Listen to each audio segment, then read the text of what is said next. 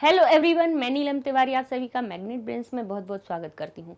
Magnet brains एक ऐसा channel है जहाँ पर आपको किंडरगार्टन से लेके 12th क्लास तक का सारा स्टडी मटेरियल बिल्कुल फ्री अवेलेबल करवाया जाता है। जैसा कि हमने अपने पिछले वीडियो में अब आपका जो चतुर्थ पाठ है कल्पतरु उसको शुरू किया। उसके पहले हमने पाठ परिचय को पढ़ने के बाद उसका हमने पहला जो गद्यांश है उसको भी पढ़ा और उसमें आए हुए आपके अव्यय शब्द थे, आपके विशेष शब्द थे और आपके शब्दार्थ थे, उन सबको भी हमने साथ में करवा दिया। ठीक है, अब हम चलते हैं आगे क्या होता है। तो कहते हैं एतत् आकर्ण्य, जब मंत्रियों ने कहा कि आपके जो गृह उद्यान है उसमें आपका कल्पतरु नाम का कल्प वृक्ष एक आपका स्थित है, तो आप उसी से हर कुछ चीज़ें प्राप्त कर सकते हो। इतना अच्छा जो वृक्ष है और वो वृक्ष ऐसा है कि उसकी कृपा से उसके रहने पर इंद्र आदि भी कुछ हानि नहीं पहुंचा सकते हैं किसी को। तो एतत् आकर्ण्य, यह सुनकर जीमूत वाहन, ये जीमूत वाहन जो युवराज थे, अचिंत्यत, सोचने लगते हैं। अचिंत्यत यानी सोचते हैं। अहो, अरे, ईदृशम, इस प्रकार का, कीदृशम यानी किस प्रकार का और ईदृशम यानी इस प्रकार का, अमर पादपम, इतना अमर पौधा, या कहे पादप किसको कहा जाता है, पौधे को कहते हैं अमर पादपम, इस प्रकार का अमर पौधा, प्राप्यापि यानी प्राप्त करके भी, प्राप्या अपि, प्राप्य अपि यानी प्राप्त करके भी। देखिए, प्राप्त शब्द में, प्राप्त धातु में क्या लगा हुआ है, आप धातु होती है जिसका अर्थ होता है पाना। प्राप्त यानी प्राप्त कर लेना, उसमें यह लगा दिया तो उससे बन गया प्राप्त करके, और अपि लगा दिया तो उसमें बन गया भी। अब देखिए, कहीं कहीं जो अभी शब्द अपने आएंगे संधि वाले, हम उन पे अभी टिक कर देते हैं, उनमें हम आपको संधि भी बता देंगे कि इनमें कहाँ कहाँ पे संधि हुई है। ठीक है, प्राप्यापि यानी प्राप्त करके भी, कहते हैं पूर्वई पुरुषई यानी पूर्व में पुरुष जो हुए, हमारे पूर्वज जो हुए, अस्माकम यानी हमारे पूर्वजों के द्वारा।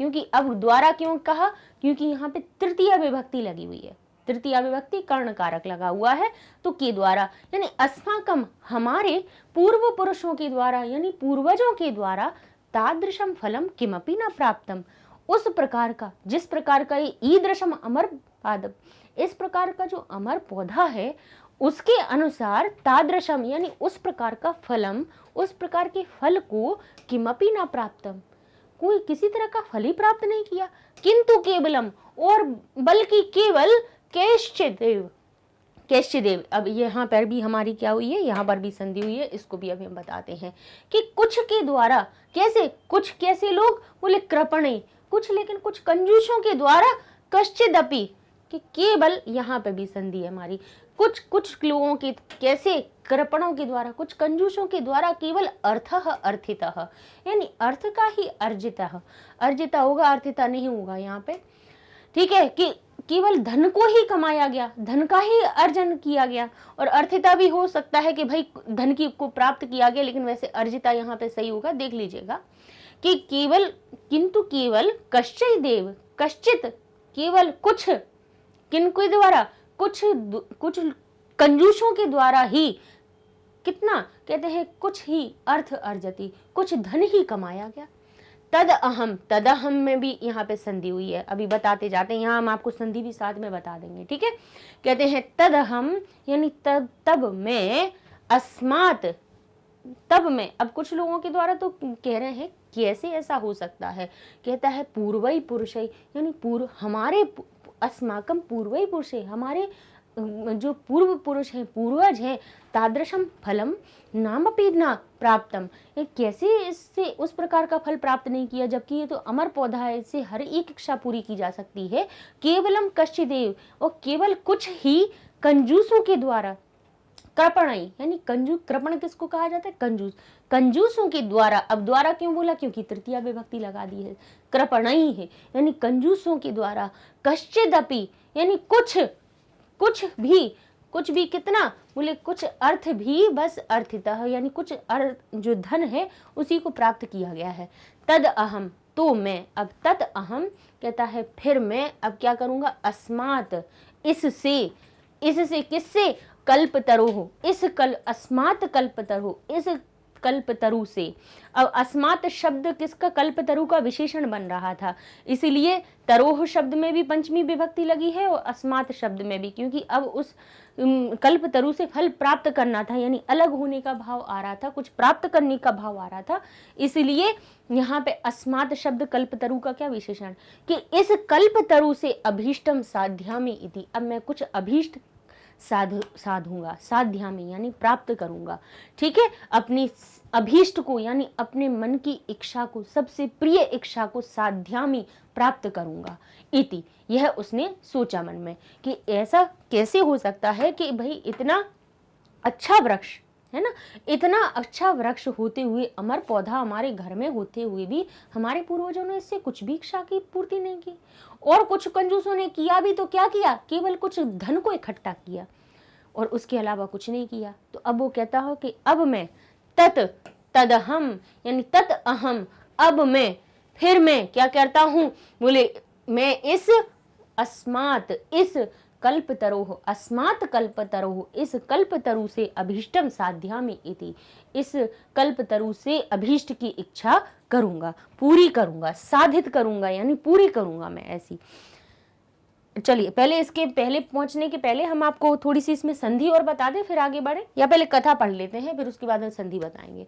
एवं, एवं यानी ऐसा, आलोच्य यानी सोचकर, सह वह, पितुः अंतिकम पिता के समीप, पितुः शब्द में षष्ठी विभक्ति लगी है, पिता शब्द पितुः बन गया, पितृ शब्द के रूप बनते हैं तो पितुः बनता है षष्ठी विभक्ति में, यानी पिता के समीप, अंतिकम का अर्थ क्या होता है, समीप, आगच्छत यानी आ गया।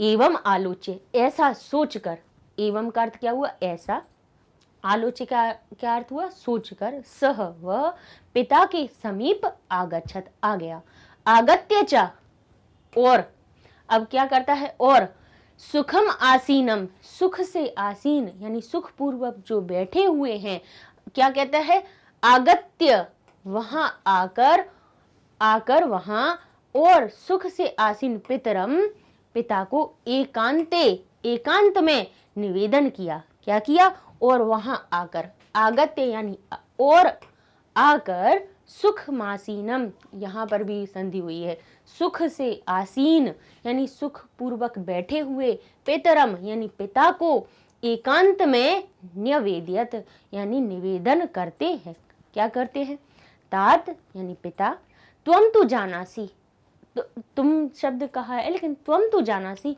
आप तो जानते हो, आप तो जानते ही हो, ही का अर्थ पहले ही हम कहेंगे, त्वम तु जानासी एव का अर्थ क्या लिखेंगे, तुम तो जानते ही हो, है ना, जानते ही हो कि यद कि अस्मिन संसारे सागरे, इस संसार सागर में, आशरीरम यानी शरीर से लेकर, इदम सर्वधनम यह सभी धन, कैसा, वीचितवत, वीचिवत यानी तरंगों की भांति, चंचलम चंचल है ना, नष्ट होने वाला है। क्या कह रहे हैं कि तात पिताजी, त्वं तो जानासी एव, आप तो यह जानते ही हैं कि यद अस्मिन संसारे, कि इस संसार में, इस संसार सागरे, इस संसार के सागर में, संसार को सागर की तुलना दी है, और जैसे सागरों की लहरें कैसी होती हैं, चंचल होती हैं, स्थायी नहीं होती हैं, यानी उठती हैं और खत्म हो जाती हैं, कि देखा है कि लहर एक रह गई और वो जैसी की तैसी रह गई हो, आती है और किनारे पे आके समाप्त हो जाती है। तो ऐसे ही उन्होंने क्या कहा कि आ शरीरम, इस शरीर से लेके सर्वधनम, जितना भी जो धन है वो कैसा है, वीचिवत, वीचिवत चंचलम, कैसा कह रहा है, तरंगों की भांति चंचल है। एक परोपकार, आगे क्या कहते हैं, एक परोपकार ही, एक परोपकार एव, एक परोपकार ही, अस्मिन संसारे, इस संसार में, अनश्वर यानी ना नष्ट होने वाला है, यो यानी जो, युग युगांत पर्यंतम, जो युग और युगांत, युग और युगों के अंत पर्यंत तक, यशः प्रसूते यानी जो यश को, प्रसूते यानी आगे बढ़ाता है, हमारा यश फैलाता है। ऐसा कौन होता है, सिर्फ एक परोपकार ही होता है। परोपकार जिन जिन ने किया उन, वो भले ही कितने ही वर्षों पहले हमारे जैसे हमारे सामने संसार में ना हो, लेकिन उनको हम उनके नामों के द्वारा, उनके कामों के द्वारा, उनके परोपकारों के द्वारा आज भी हम उनको याद करते हैं, अर्थात वो आज भी जीवित है। ठीक है, तो क्या कहा है, कहते हैं एक परोपकारः एव, यानी एक परोपकार ही अस्मिन संसारे, इस संसार में, अनश्वरः, अनश्वर है। नश्वर का अर्थ होता है नष्ट होने वाला, और अनश्वर का अर्थ होता है ना नष्ट होने वाला, कभी नष्ट ना होने वाला जो है वो कौन है, केवल एक परोपकार एव, एक परोपकार ही है। यो यानी जो, युगांत पर्यंत, युगों के अंत पर्यंत तक, युग का अंत जहां तक होता है वहां तक, यशः प्रसूते, जो यश को फैलाता है, यश प्रदान करता है। ऐसा कौन होता है, सिर्फ एक परोपकार ही होता है। ठीक है, अब आगे वो क्या कहते हैं, तद, तो फिर अस्मा भी, मेरे द्वारा भी, ईदृशः, इस प्रकार के कल्पतरु, इस प्रकार के कल्पतरु से, किमर्थम रक्ष्यते, कहता है और कह रहा है तो हम ऐसे कल्पतरु की किस लिए रक्षा करते हैं, ये बात बताइए। कि जब पता है कि सब चीजें नश्वर हैं और एक परोपकार ही सिर्फ ऐसा है जो जीवित रहता है युगांत पर्यंत तक, युगों के अंत तक, पर्यंत का अर्थ हुआ तक, तो युगों के अंत तक, जहां पर युग अंत हो जाते हैं तब तक केवल परोपकार ही एक ऐसी चीज है जिसके द्वारा व्यक्ति जीवित रहता है, तो तब तो हम अस्मा भी, यानी हम लोगों के द्वारा, ईदृशः कल्पतरु, इस प्रकार के कल्पतरु की, किमर्थम, किस प्रयोजन से हम इसकी रक्षा करते हैं, कहते हैं और यैश्च, और जिन, यह, यैश्च शब्द किसे, यह एशश्च, ऐसे, कहते हैं और पूर्वैरम, यानी पूर्वयम, यानी जो पहले पूर्वज जो हमारे हुए हैं, मम मम इति आग्रहेण रक्षितः, मेरा है ऐसा आग्रह करते हुए, ऐसा बोलते बोलते, रक्षितः, इसकी रक्षा करते रहे। यैश्च यानी इस, कह रहे हैं और जिन पूर्वजों के लिए, यैश्च जिन पूर्वैरम, यानी जो पूर्वज जो हुए उनके द्वारा, मम मम इति आग्रहेण रक्षितः, ऐसा कहते कहते उसकी रक्षा की गई। ते इदानीम, वे अभी, कुत्र गता, वे इदानीम कुत्र गता, वे सब कहाँ चले गए, ते, वे सभी, ते इदानीम, वे सभी, कुत्र गता, वे सभी कहाँ चले गए, तेषाम कस्यामः, तेषाम कह रहे हैं उनमें से, तेषाम उन सभी में से, तेषाम उन सभी में, मैं क्यों कहा, क्योंकि यहाँ पे कौन सी विभक्ति आ रही है हमारी, तेषाम शब्द में हमारी सप्तमी विभक्ति, उन सब में, कह रहे हैं उन सब में से, कस्याम यानी किसका है ये, उन सब में, तस्याम कह रहे तेषाम कस्याम, उन सभी में ये किसका है, जब जो कह रहे थे ये मेरा है वे तो सब नष्ट होते चले गए, अब किसी का नाम कोई जानता है, अस्य वा केते, कह रहा है या अस्य केते, अब वे सब कौन थे बताओ, कह रहे हैं अस्य, यानी बताइए कि ये सभी कौन थे, केते, के यानी वे, के यानी कौन, ते यानी वे कौन थे, अब हमें पता है, नहीं पता, तस्मात, तो कह रहा है इस प्रकार, तस्मात, अब वो कहता है तो इस प्रकार, परोपकारी, कह रहे हैं परोपकार के लिए, परोपकारिक फल सिद्धये, यानी परोपकार के फल के सिद्ध के लिए, त्वद आज्ञा, तुम्हारी आज्ञा से, आपकी आज्ञा से, एवं कल्पपादपम, इस कल्पपादप की, आराध्यामि, मैं आराधना करूंगा, तस्मात, तो फिर, तस्मात का अर्थ हुआ तो फिर मैं क्या करूंगा, परोपकारिक फल, परोपकार की फल की सिद्धये, यानी सिद्धि के लिए, त्वदाज्ञा, आपकी आज्ञा से मैं, एवं यानी इस कल्पपादपम, इस कल्पपादप की, आराध्यामि, आराधना करूंगा। ऐसा अब वो कहता है कि हमारे जो पहले जो पूर्वज थे, यैश यानी पहले जो, पूर्वैरम पूर्वज जो हमारे हुए हैं, जो पहले पूर्वज जो हुए हैं, मम मम इति, मेरा कहते हुए इसकी रक्षा करते थे, इति आग्रहेण रक्षितः, इसकी रक्षा करते रहे, ये कल्पतरु हमारा है, ये कल्प वृक्ष हमारा है, बड़ा अभिमान करते रहे। कुछ कंजूसों ने कुछ धन प्राप्त कर लिया, परोपकार किसी ने नहीं किया, तो और वो अब कहाँ चले गए, कुत्र गतः, कहाँ चले गए, तेषाम कस्याम, उन सभी में किसका ये वृक्ष है, नाम लिखा क्या किसी का, नहीं है, अस्य वा केते, और वे सब या कहें या वे कौन थे, किसी को पता है, नहीं पता, इसलिए कह रहा है तस्मात, इसलिए क्या करा हूं, परोपकारिक फल, अब करो परोपकार के फल प्राप्ति के लिए या सिद्धि के लिए आपकी आज्ञा से एवं कल्पतरु, इस कल्पतरु की आराध्यामि, अब मैं आराधना करूंगा। ऐसा जो युवराज था जीमूतवाहन, उसने अपने पिता को बोला। ठीक है, अब इसके पहले हम शब्दार्थों पे पहुंचे। पहले हमने आपको बोला था कि इसमें आए हुए जो संधि शब्द हैं हम उनको यहाँ पे बताते जाएंगे कि कहाँ कहाँ पे संधि हुई है। एक देख लीजिए यहाँ पे किमपि शब्द में, किमपि शब्द जो बना हुआ है वो किससे बना है, हमने कहा है जहाँ पे आपको पी अंत दिखे वहां समझ जाइएगा कि यहाँ पे क्या लगा हुआ है, अपी छुपा हुआ है। और अपी जैसे बाहर निकालेंगे तो हमारा किम बन जाएगा बाहर। किम का अर्थ हुआ क्या भी या कौन भी, ठीक है, ऐसा अर्थ आ जाए, या किसको भी, तो ये क्या हो जाएगा हमारा किमपि। ठीक है, यहाँ संधि हुई है। और अपन देख लेते हैं यहाँ पे प्राप्यापि। हमने आपको बोला था कि यहाँ पे जहां जहां संधि हुई है उनको हम आपको बताते जा रहे हैं। क्या लिखा है, प्राप्यापि, प्राप्यापि। ठीक है, अब यहाँ पे देखेंगे आप कि ये जो पी लगा हुआ है, पहले तो आप प्राप्य शब्द अलग निकाल दीजिए और उसमें से अपी निकाल दीजिए। बस जहां पे अंत में आपको अपी दिखे वहां समझ जाइएगा कि यहाँ पी जहां छुपा है वहां पे अपी हमारा निकलना है। तो प्राप्य शब्द ल्यप लकार से बना है। जैसे जो आप धातु होती है, अगर इसका मूल शब्द हम बताएं तो क्या होती है, आप इसकी होती है धातु, ठीक है, और इसमें प्र उपसर्ग लग जाता है तो वो प्राप बन जाता है।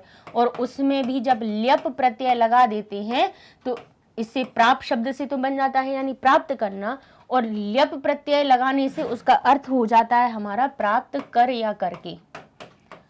और ल्यप प्रत्यय का क्या शेष रह जाता है, आपको पता ही है, सिर्फ या शेष रह जाता है। तो क्या बन जाता है, प्र में आ मिलता है तो ये हो जाता है प्रा, और पा में या मिल जाता है तो हो जाता है प्राप्य। आप धातु आधी, पा आधा होता है। ठीक है, तो अगर अलग करेंगे आप इसको तो इतना पूरा अलग ना करने की जरूरत है कि आप उपसर्ग अलग करें, धातु अलग करें, प्रत्यय अलग करें। तो इससे अच्छा सिर्फ सिंपल इतना कर दीजिए, प्राप्य धन अपि। संधि दो चीजों में हुई है, जहां हमारा प्रत्यय जुड़ा उसको हम छोड़ देते हैं। दो शब्दों की संधि बता दीजिए, प्राप्य धन अपि, तो प्राप्य भी हो गया। ठीक है, आगे देख लेते हैं, ये अपना हो गया, यहाँ पर किमपि हो गया। अब और देख लेते हैं कहाँ पे, देखिए कश्चिदपि, यहाँ पे भी लिखा हुआ है। तो ये कैसे बना है हमारा, पहले तो कश्चिदपि लिखा हुआ है ना, तो इसको पहले आप सही लिख लीजिए। ठीक है, कश्चिदपि। अब इसको अगर आप तोड़ें तो पी दिख रहा है तो क्या हमें निकालना है बाहर, इसमें से कश्चिद अपि। तो कश्चिद अलग लिख दीजिए आप, ठीक है, कश्चिद अलग लिख दिया आपने और यहां लिख दिया आपने अपि। अब आपको पता है कि ये जो तृतीय वर्ण होता है वो कहां से आता है, वो आता है जसत्व संधि से, त का द हो जाता है। जहां तृतीय वर्ण अंत में दिखे समझ जाएगा यहाँ पे जसत्व संधि हुई थी, इसीलिए यहाँ जो त था वो स्वर के आने से दा में परिवर्तित हो गया था। तो जब इसका विग्रह होगा तो क्या होगा, कश्चित धन अपि। इस प्रकार से आप करेंगे, कश्चिदपि हो गया। ऐसे यह देख लेते हैं कैश्चिदपः, तो ये हो गया कई कैश्चिदेव। तो देखिए यहाँ पे तीन जगह संधि होगी। पहले तो हम ये जो लगा हुआ है इसको अलग निकाल देते हैं, तो ये हमारा क्या बन जाएगा, कई श्चित, कैश्चिद और एव लगा दिया। ठीक है, अब उसमें भी अगर हम देखें तो ऐ की मात्रा कब आती है, अ और ए के मेल से। किससे मिल, ए, अ और ए जब मिलता है तब ऐ की मात्रा बनती है ना। तो हम क्या करेंगे यहाँ पे क, अगर इसको सीधा ऐसे ही लिखना है, आपको सिर्फ यहीं पे संधि बतानी है तो आप सिर्फ इतना लिख देंगे कैश्चिद और एव, क्योंकि पहले तो हम इसको जसंत संधि के नियम से अलग करेंगे, क्योंकि ये द जो आया है वो कहाँ से आया है, ता से परिवर्तित होके। पहले ता था यहाँ पे और वो क्या बन गया हमारा, दा में परिवर्तित हो गया। तो एक तो यहाँ पर हमारी ये संधि निकलेगी इसमें, ठीक है, कैश्चिद एव। ठीक है, और अगर आगे भी आप अगर उसको यहाँ से भी आप तोड़ना चाहते हैं तो यहाँ पे क्या टूट जाएगा, क शब्द हमारा किस में टूट जाएगा, ऐश्चिदेव। ठीक है, ऐश्चित और एव। तो इतना अपन को नहीं करने की जरूरत है, हमें सिर्फ इतना ही कर दीजिए, एक जगह से संधि अपनी निकाल दीजिए कैश्चिद एव से, तो अपना सही हो जाएगा कि भाई अपन ने संधि विग्रह कर दिया। ठीक है, तो अब यहाँ पे हो गया तद हम में भी देखिए यहाँ पे संधि हुई है, तो हम क्या लिखेंगे तद हम, यानी ये तद और हम अलग अलग कीजिए पहले, तो क्या बनेगा तद और ये हो जाएगा हम। ठीक है, ये क्या लिखा हम, लेकिन हम तो कुछ होता नहीं है, आपको पता है, और तद भी कुछ नहीं होता है। तो भाई यहाँ पहले हम ये देखेंगे ये जो द है वो किसके मेल से आया, ये निश्चित ही द जो है यानी तीसरा वर्ण है वो पहले वर्ण से ही निकला होगा। तो ये तो हो गया हमारा जश्व संधि के हिसाब से इसको परिवर्तित कर दिया, तो ये हो गया त।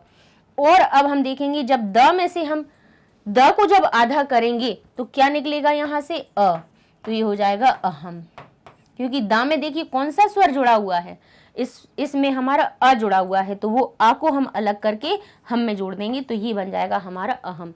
तो तद अहम शब्द आ गया, तो उसका आप संधि विग्रह करेंगे तत् अहम। ठीक है, इस प्रकार से यहाँ पर जो हमारी आपके जो लिखे हुए थे शब्द उनमें जहां जहां संधि थी उनको बता दी। इस पैराग्राफ में भी अपन देख लेते हैं कि कहाँ पर संधि आई हुई है, ये सुखमासीनम, ठीक है, लिखा हुआ है, तो इसका लिखिए सुख मासीनम। ठीक है, तो अगर आप सुख को अलग करें तो इसका ठीक है, मासीनम का कुछ अर्थ होता है, नहीं होता है, तो क्या कर सकते हैं हम, तो हम क्या करेंगे सुखम शब्द अलग कर लेंगे, पहले सुखम शब्द लगाएंगे यानी सुख को, सुख का या सुख को। ठीक है, ये हो जाएगा। अब इसके बाद देखेंगे, अब ये जो बड़े आ की मात्रा है, क्योंकि सुखमासीन, सुखमा तो कुछ नहीं होता है, सुखम हो सकता है, तो ठीक है, बड़े आ की मात्रा बताती है कि यहीं पे कहीं नहीं कहीं संधि हुई है। अब बड़े आ को अगर आप तोड़ेंगे तो क्या बन जाएगा, तो यहाँ पे सुखम शब्द पूरा हो जाएगा अ दे के, और आ बड़ा आ एक इसको दे देंगे, तो ये हो जाएगा आसीनम, यानी बैठे हुए, सुख पूर्वक बैठे हुए, सुखम और आसीनम। ठीक है, तो ये बन गया हमारा। अच्छा, और सुखम शब्द को भी हम फलम की तरह आधा ही रखेंगे उसको, ठीक है, क्योंकि आधे माँ में जब आ मिलता है तब भी हमारी बड़े आ की मात्रा बनी जाएगी। ठीक है, तो ये हो गया। और आगे देख लेते हैं कहाँ पर आया हुआ है, युगांत पर्यंतम तो कोई बिल्कुल वैसा ही लिखा है, कोई परिवर्तन इसमें हुआ नहीं है हमारा, और संसार सागर भी ठीक लिखा हुआ है।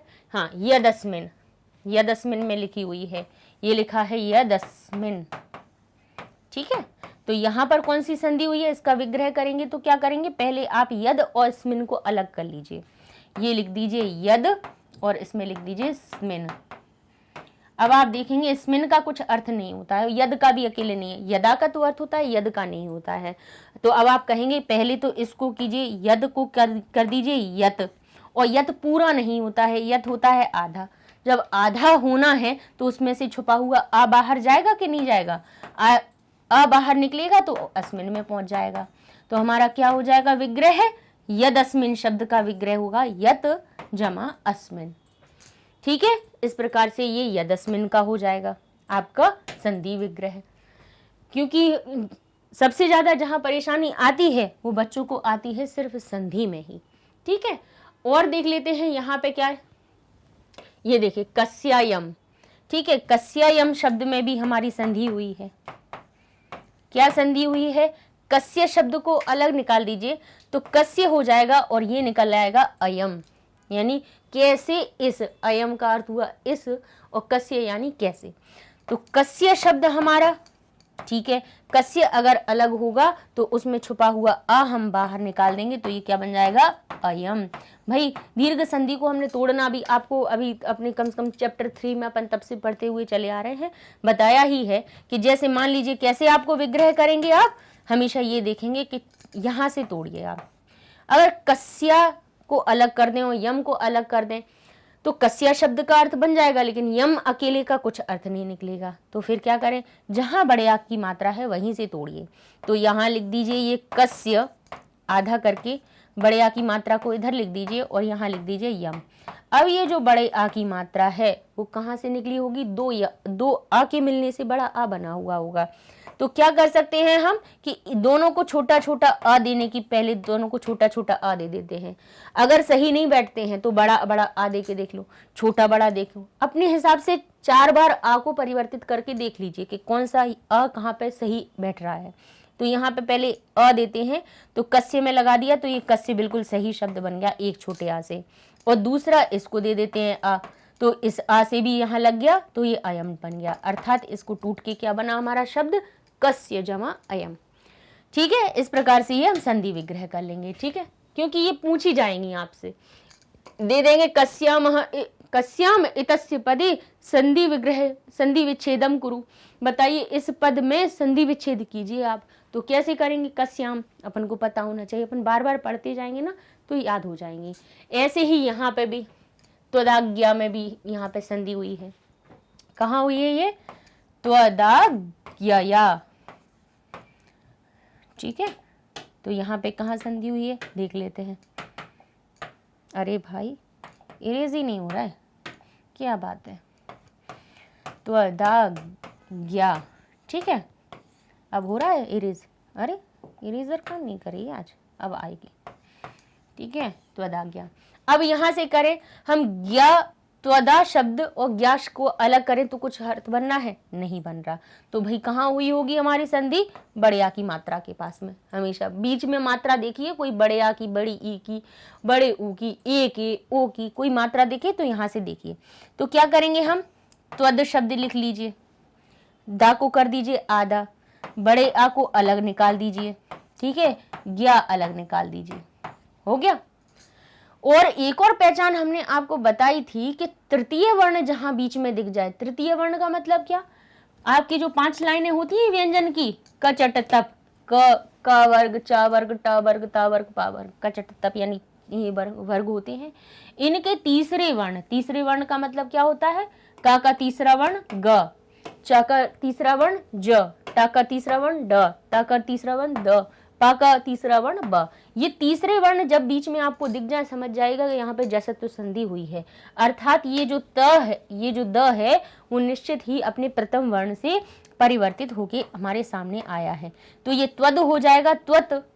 ठीक है, और आ हमारा जो इसमें से बड़े आ की मात्रा निकली उसको हम ज्ञा को दे देंगे, तो ये बन जाएगा हमारा त्वत आज्ञा, आज्ञा, आज्ञया, आपकी आज्ञा के द्वारा। ठीक है, ये हमारा क्या बन जाएगा, इसका ये संधि विग्रह हो जाएगा। ठीक है, तो यहाँ पर अपने क्या हो गए, आराध्यामी, तो हमारी इसमें कोई दिक्कत नहीं है, ये तो हमारी कौन सी आराध्यामी, यानी हमारी लट लकार की विभक्ति इसमें लगेगी उत्तम पुरुष की। तो इस प्रकार से ये तो हमने आपको बता दी संधि जहाँ जहाँ आई है।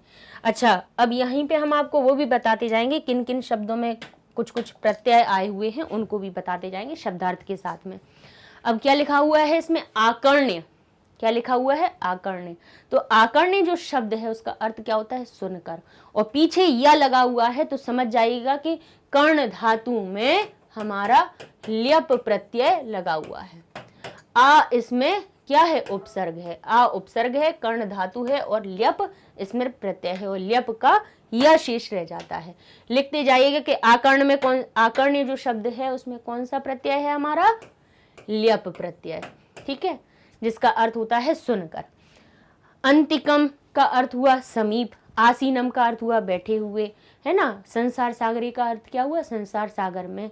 प्राप्यापी का अर्थ हुआ प्राप्त करके भी, है ना। शरीरम का अर्थ हुआ, अच्छा प्राप्त शब्द में भी लिख सकते हैं वो कि प्राप्य शब्द एतस्य कह प्रत्यय, या आप इसकी प्रकृति या प्रत्यय को अलग कीजिए तो आप क्या कहेंगे, इसमें प्र उपसर्ग है, प्र उपसर्ग है, आप धातु है, और इसमें हमारा य जो लगा हुआ है कहाँ से आता है, ल्यप प्रत्यय से। ऐसा भी आप प्रकृति प्रत्यय विभाजन कर लेंगे। ठीक है, इसलिए ये चीजें करवा रहे हैं क्योंकि इसी प्रकार से आपसे पूछ ली जाती हैं, है ना। क्योंकि अब वो तो अपना पैटर्न रह नहीं गया कि आपने पहले कथा पढ़ ली, उसका अर्थ समझा नहीं, उसके आने वाले शब्दों को ये नहीं देखा कि क्या प्रत्यय लगा इसमें, क्या अर्थ निकला, कुछ नहीं, रट ली, हाँ कथा पढ़ ली, उसके पीछे के क्वेश्चन आंसर रट लिए, किसकी जगह पे क्या लिखना है, बस हो गया, संस्कृत का पेपर दिया है। लेकिन अब आप साहित्य को पढ़ रहे हैं, है ना, किसी शब्द किसी विषय की, किसको, भाषा को पढ़ रहे हो, तो भाषा के बारे में छोटी छोटी जानकारियां हो, इसलिए पैटर्न आपका ये चेंज हो गया, है ना। पता चले कि ल्यप प्रत्यय जहां लगता है उसमें अर्थ क्या निकलता है, कर या करके। आगे देख लेते हैं, आ शरीरम यानी शरीर से लेकर, किमपि, किमपि शब्द का अर्थ क्या हुआ, कुछ भी, वीचिवत यानी लहरों की तरह, अनश्वर यानी नष्ट होने वाला, नष्ट न अनश्वर यानी नष्ट ना होने वाला, नश्वर होता तो हम कह देते हैं इसमें नष्ट होने वाला हो, अनश्वर का अर्थ हो गया न नष्ट होने वाला, कैश्चिद यानी कुछ के द्वारा, युग कहते हैं युगांत पर्यंतम यानी युग के पर्यंत तक, युग के अंत तक, कृपणैहि यानी कंजूसों के द्वारा, प्रसूते पैदा करता है, उत्पन्न करता है या फैलाता है, अर्थ यानी धर्म, पूर्वैहि पूर्वजों के द्वारा, अर्थितः यानी कमाया गया, ठीक है, हाँ ठीक है, अर्थितः और अर्जिता भी होता तो भी उसका अर्थ होता कि अर्जित किया गया, अर्थितः यानी कमाया गया, अर्थ शब्द से अर्थित बन गया, ठीक है, नया वर्ड था, आज हमने भी देखो पढ़ाते पढ़ाते हमें भी कई बार कितने नए वर्ड हमें भी ये शब्द सीखने को मिल जाते हैं। आग्रहेण यानी इच्छा से, इच्छा के द्वारा, अभीष्टम यानी प्रिय, एक फल सिद्धये यानी एक फल सिद्धई, एक फल की सिद्धि के लिए, एक फल की प्राप्ति के लिए, आलोच्य यानी सोचकर, ईदृशम। अब देखिए विशेषण विशेष, ये तो अपने शब्दार्थ हो गए, अब हम विशेषण विशेष देख लेते हैं कि किन शब्दों ने किन की विशेषता बताई। अमर पादप कौन था, बोले अमर पादपम यानी इस अमर पादप, या फिर यहाँ पे लिखा होता कल्प तरुह, क्या लिखा हुआ होता, कल्प तरुह, तो इसकी विशेषता किसने बताई थी कि ईदृशम अमर पादपम, इस प्रकार के अमर पादप या इस प्रकार के कल्प तरुह से, तो ईदृशम शब्द ने भी अमर पादप शब्द की विशेषता बताई। पुरुषई यही ऐसे पुरुष कौन, बोले पूर्व ही यानी पूर्व में हुए, पूर्व में जन्मे हुए, पूर्व ही शब्द यानी पूर्वों के द्वारा, पूर्वजों के द्वारा, शब्द कौन सा था, पुरुष, कैसे पुरुष, पूर्वज यानी पूर्व में उत्पन्न हुए, तो पूर्व शब्द उसका विशेषण बन गया। फलम, फल की विशेषता क्या हो गई कि उस प्रकार के फल को, तादृशम यानी उस प्रकार के फल, ईदृशम इस प्रकार के पौधे से, तादृशम फलम उस प्रकार का फल। अब फलम में भी देख लीजिए द्वितीय विभक्ति है, तो तादृशम में भी द्वितीय विभक्ति है, इससे पहचान होती है कि ये फल शब्द का तादृशम शब्द विशेषण है। कृपणई है तो कैश्चित, कृपणई शब्द में तृतीय विभक्ति है, तो कैश्चित शब्द में भी क्या हो गई कि किसी, किन्हीं के द्वारा, ठीक है, वहां पे भी तृतीय विभक्ति, यहाँ पे भी तृतीय। मनोरथम, मनो के रथ को, यानी मनोरथ का अर्थ होता है मन की इच्छा को, है ना, मन के द्वारा किया गया कोई प्रयोजन, उस वो कैसा, अभीष्ट, कहते हैं ना अभीष्टम मनोरथम, में इस रथ से अपने अभीष्ट यानी प्रिय मनोरथ को पूरा करूंगा, तो मनोरथ शब्द मनोरथ भी कैसा, अभीष्ट सबसे प्रिय, है ना। संसार सागरे, इसकी किसने विशेषता बताई, अस्मिन संसार सागरे, संसार सागर तो है लेकिन कैसा, बोले इस, किस संसार सागर से, इस संसार सागर से, इस अस्मिन शब्द ने संसार सागर की विशेषता बताई। अब संसार सागर में भी देखिए सप्तमी है, तो अस्मिन शब्द भी सप्तमी विभक्ति का लगा हुआ है। देखिएगा जहां एक जैसी विभक्ति के शब्द हैं तो मान लीजिएगा, बिल्कुल समझ जाइएगा कि ये दोनों एक दूसरे के विशेष विशेषण हो रहे हैं। ऐसे ही परोपकार, परोपकार कैसा, एक है, एक परोपकार ही कैसा है, अनश्वर है, तो एक शब्द अनश्वर शब्द परोपकार शब्द की विशेषण बता रहा है। कल्प पादपम, कल्प पादपम कैसा, इयम, इमम नहीं है, इयम है, इयम यानी इस प्रकार का कल्पतरु या कल्प का पौधा। कल्पतरोह, अब यहाँ पे पंचमी विभक्ति, तो इसकी विभक्ति किसे, अस्मात् कल्पतरु, इस कल्पतरु से, तो विभक्ति का ध्यान रखिएगा, यहाँ कल्पतरु पंचमी विभक्ति का शब्द है, तो उसकी विभक्ति, उसका जो विशेषण बना वो भी पंचमी विभक्ति का अस्मात् शब्द बना, है ना, अस्मात् कल्पतरु हो, यानी इस कल्पतरु से या इस कल्पतरु से क्या प्राप्त नहीं किया गया। पितरम, पितरम कैसे थे, सुखमासीनम, सुख से बैठे हुए, सुख पूर्वक बैठे हुए। पिता को, कैसे पिता को, किसे, कैसे पिता को एकांत में बुलाकर पूछा, कैसे, सुख से, सुखम आसीनम, सुख से बैठे हुए। धनम, धन कैसा होता है? सर्वम, सारा धन कैसा होता है? चंचलम। तो सर्वम शब्द ने भी धन की विशेषता बताई और चंचलम शब्द ने भी उसकी धन की विशेषता बताई। कल्पतरुः, अब यहाँ पे देखिए कल्पतरुः के साथ में ईदृश है, इस प्रकार के कल्पतरु से, तो कल्पतरु में प्रथमा विभक्ति, तो उसके साथ में प्रथमा विभक्ति वाला ईदृश उसका विशेषण बन गया। अर्थ यानी धन, तो किसे? कश्चित, कश्चित शब्द ने कि कुछ धन को कमाया गया। कैसे धन को कमाया गया? बहुत सारे धन को कमाया गया, थोड़े धन को, अल्प धन को कमाया गया, या कुछ धन को, तो कह रहे हैं कश्चित यानी कुछ अर्थ, कुछ कश्चित अर्थ यानी कुछ धन को अर्थितः कमाया गया। इस प्रकार के ये हमारे विशेषण विशेष्य आ गए। अब अव्यय और देख लेते हैं कौन कौन से आए हैं। कि अपि का अर्थ होता है भी, किंतु यानी किंतु, परंतु, है ना, इसका अर्थ आता है। लेकिन जो हम कहते हैं लेकिन ऐसा हुआ। एव, एव का अर्थ होता है ही। एवं का अर्थ होता है इस प्रकार, ऐसा, ऐसा सोचकर। एवं अचिंत्यत, ऐसा सोचकर। ऐसा जो शब्द बनता है एवं से बनता है। च, चा का अर्थ होता है और। तू, तू का अर्थ होता है तो। कुत्र, कुत्र का अर्थ होता है कहाँ। वाह, वाह शब्द का अर्थ होता है या। इति यानी इस प्रकार। तो ये हमारे क्या हो गए? अव्यय पद हो गए। अव्यय कैसे हो गए? देखिए पूछे जाएंगे, इसलिए ध्यान से पढ़ लिया कीजिए आप।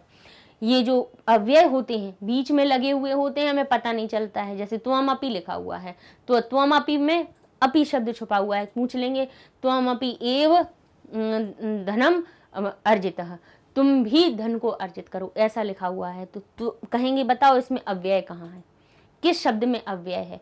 तो आप कहेंगे कि अपि में है, त्वम अव्यय है, धन है, अर्जित है, कौन सा है? तो आप कहेंगे अपि शब्द इसमें अव्यय आया हुआ है, इसलिए ये अव्यय भी हम आपको बता देते हैं। वाक्य प्रयोग देखिए ऐसे लिखे, त्वम अपि मया सह विद्यालयम जम, तुम भी मेरे साथ विद्यालय चलो। तो अपि इसमें क्या हो गया? हमारा अव्यय हो गया। किंतु देवः अत्र एव तिष्ठतु, लेकिन देव तो यही विराजमान होते हैं। तो अत्र यहाँ पर क्या हो गया? एक विषय हमारा अव्यय हो गया। एव, एव भी हमारा एक अव्यय है। ऐसे ही देखेंगे एवं यानी ऐसा दुष्कर्म तुम कदापि मा कुर्या, ऐसा दुष्कर्म तुम्हें कभी नहीं करना चाहिए। च का हमने बता ही दिया, राम लक्ष्मण वनम अगच्छतम, गए, चले गए, ठीक है। सह तु, तुम तो, या वह तो मम पिता एवा अस्ति, तुम तो मेरे पिता के समान ही हो। एवा अस्ति, पिता ही हो। बुद्धिम विना कुत्र जाननम शोभता, तो कुत्र यानी कहाँ, और विना भी होता है, विना भी एक अव्यय होता है जिसका अर्थ होता है उसके अलावा या उसके बिना। कुत्र जनानाम शोभा, जनों की क्या शोभा हो सकती है, कहाँ शोभा हो सकती है? बुद्धि के बिना। और वा का अर्थ होता है या। अधुना तुम गृह गच्छम आपणम वा, या तो तुम घर जाओ या दुकान पर जाओ फालतू मत बैठो। इति तस्य भाषा मधुरा अस्ति, इसी उसकी भाषा मधुर है। इस प्रकार कहा गया कि उसकी भाषा। तो इति शब्द किसी भी एक वाक्य को अंत करने के लिए कहा था कि इस प्रकार ऐसा कहा गया। जो इस प्रकार शब्द हम कहते हैं ना कि इस प्रकार ऐसा बोला गया कि यहाँ पे ये चीज समाप्त हो गई। किसी भी वाक्य का समाप्ति सूचक शब्द हो जाता है इति, एक अव्यय ही होता है, ठीक है। तो ये हमारे अव्यय हो गए। संधि हमने आपको बताई दी, विशेषण विशेष्य बताई दिए गए हैं, ठीक है। प्रत्यय भी हमने आपको बीच बीच में बता दिए गए। तो इस प्रकार से ये हमारा दूसरा गद्यांश होता है पूरा। अगले वीडियो में हम देखेंगे कि अब जीमूत वाहन जो हमारा युवराज है वो क्या करते हैं परोपकार के लिए, जो अब वो आराधना करने जा रहे हैं किसकी? कल्पतरु की, कल्प वृक्ष की। तो उससे वो देखिए क्या वरदान मांगते हैं, ठीक है। इसको हम अपने नेक्स्ट वीडियो में आगे पढ़ेंगे। तब तक के लिए आपको पहले हम अपनी वेबसाइट के बारे में बताए देते हैं कि जैसे अभी आप यूट्यूब पे सर्च करते हैं वैसे ही अब आप अपनी वेबसाइट पर भी जाके मैग्नेट ब्रेन्स की जो वेबसाइट है उस पर जाके अपनी वीडियोस को आराम से सर्च कर सकते हैं। कैसे? जैसे आप लिखना है, जैसे गूगल पे हमेशा जो चीज़ सर्च करते हैं हम टाइप कर लेते हैं, यहाँ पर भी सेम ऐसे ही करना है, magnetbrains.com लिखना है। आप जैसे ही इंटर करेंगे आपके सामने ये पेज ओपन हो जाता है। इसको थोड़ा सा स्क्रॉल आप करते हैं तो आपके सामने लिखा होगा एक्सप्लोर टॉप कोर्सेज, यानी ढूंढ लीजिए आप कोर्सेज को। तो कहाँ से ढूंढ सकते हैं? यहाँ से क्लास 1 से लेकर 12th तक सारे क्लासेस लिखे हुए हैं। आप जिस क्लास में पढ़ते हो, जो सब्जेक्ट आपको पढ़ना है, आप उस क्लास को कीजिए सिलेक्ट। तो यहाँ पर आपके सामने लिस्ट आ जाएगी सारे सब्जेक्ट की, चले जाइए आपको जो सब्जेक्ट ढूंढना है। जैसे मान लीजिए आपने क्लास 9th सिलेक्ट किया, उसमें जैसे संस्कृत देखा तो देखिए सारे सब्जेक्ट आ गए, उनमें भी जैसे संस्कृत को क्लिक किया करेंगे तो संस्कृत का पेज ओपन हो जाएगा, मैथ का करते तो मैथ हो जाता, हिंदी का करते तो हिंदी हो जाता। जिस सब्जेक्ट को सिलेक्ट करते आपके सामने उसी की लिस्ट सामने आपको आ जाएगी। अब इसमें भी देखेंगे कितना अच्छा, सबसे अच्छी बात तो ये है वेबसाइट में कि आपको सिस्टमेटिक रूप से अरेंज मिल रही हैं सारी चीज़ें, है ना। जैसे अभी क्लास वाइज हम सर्च करते थे प्लेलिस्ट में तो कई चीज़ें मिल भी जाती थी और कई चीज़ें छूट भी जाती थी, लेकिन यहाँ कुछ नहीं छूटना है। कैसे देखिए, जैसे चैप्टर 1 के 16 लेक्चर हैं, पूरा बिल्कुल एक छोटी सी प्लेलिस्ट यहाँ बनी हुई है कि संधि प्रकरण को आप खोलेंगे सारे 16 वीडियोज़ आपके सामने दिखेंगे। उनमें से जो वीडियो आपको देखना है उस टॉपिक को आप कीजिए क्लिक, वही आपके सामने खुल जाएगा। जैसे हमने क्लिक किया, जैसे दीर्घ स्वर संधि देखना है, उसको क्लिक किया तो उसके सामने दीर्घ स्वर संधि का वीडियो ओपन हो जाएगा। भाई यहाँ से देख लीजिए, आगे नेक्स्ट वीडियो पे भी जा सकते हैं, बैक करके फिर से लिस्ट पे पहुँच जाओ, वहाँ से अपनी कोई भी और दूसरे टॉपिक को सर्च कर सकते हैं।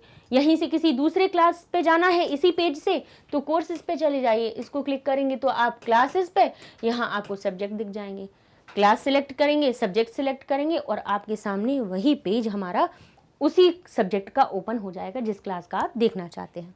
ठीक है, तो वही जहाँ पे यूट्यूब पे क्या हो रहा था कि कई बच्चों को यही हो रहा था कि अब अभी हम ही कहते थे कि 10th क्लास की ग्रामर में देख लीजिए, जैसे ज़्यादा से ज़्यादा आपको व्यंजन संधियाँ पढ़नी है तो क्लास 10th में चले जाइए, वहाँ पर हमने कम से कम 12-13 तरह की, 9th में केवल आपके सिलेबस के अकॉर्डिंग बताई है, लेकिन 10th क्लास में हमने इसलिए सारी, देखिए बार बार वही चीज़ पढ़ाने से क्या लाभ जब अपने पास वो चीज़ पहले से ही है। क्या कर सकते हैं भाई, व्यंजन संधि देखना है आप 10th क्लास में जाइए, आपको सारी व्यंजन संधियाँ मिल जाएंगी, एक के बाद एक जितनी संधि है उतनी सब। तो अब आराम से जा सकते हैं ना, आपके 10th क्लास क्लिक करेंगे, संस्कृत सब्जेक्ट सिलेक्ट करेंगे, आपके सामने लिस्ट आ जाएगी, बस खोलिए आराम से पढ़ लीजिए। 6th क्लास में बेसिक पढ़ना है तो 6th क्लास की संस्कृत पढ़ लीजिए, तो वहाँ से बेसिक पे पहुँच जाएंगे। तो ढूंढने में सबसे ज़्यादा आपको आसानी हो जाए और सारी चीज़ें मिल जाएँ, इसलिए वेबसाइट आप लोगों के लिए बनाई गई है। तो सर्च कीजिए उस पर और हमारे चैनल को भी अपने दोस्तों के साथ में शेयर कीजिए, सब्सक्राइब कीजिए और लाइक भी कीजिए अच्छे लगता है तो। और मिलते हैं नेक्स्ट वीडियो में, आगे की कथा को हम पढ़ेंगे, तब तक के लिए धन्यवाद।